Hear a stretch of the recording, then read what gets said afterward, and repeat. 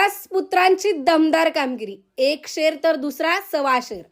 एकाने पटकावली 3 सुवर्ण पदके तर दुसऱ्याने 2. विकास शेठ गोगावले यांच्या दोन्ही पुत्रांची दमदार कामगिरी. धनुर्विद्यात ठरले दोघेही शेर.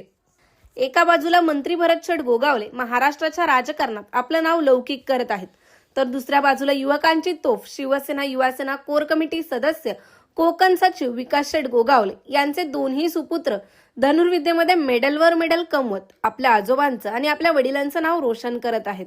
विकास पुत्र अवनीश विकास गोगावले आणि आद्विक विकास गोगावले हे धनुर्विद्या या पारंपरिक खेळाकडे वळले असून त्यांनी या खेळामध्ये आपलं नाव रोशन केलं आहे. अवनीश आंतरराष्ट्रीय पातळीवरती आपले धनुर्विद्येचे कौशल्य दाखवत असतानाच त्याने अनेक गोल्ड मेडल आणि सिल्वर मेडल प्राप्त केले आहेत. त्याच्या खांद्याला खांदा लावत त्याचा धाकटा भाऊ आद्विक देखील या खेळामध्ये आता सक्रिय झाला असून त्याने देखील मेडल कमवण्यास सुरुवात केली असून दिनांक 22 जानेवारी ते 26 जानेवारी या काळात आरसीएफ क्रीडा संकुलात 15 व 16व्या राष्ट्रीय स्तरीय फील्ड धनुर्विद्या स्पर्धेचे आयोजन करण्यात आले होते.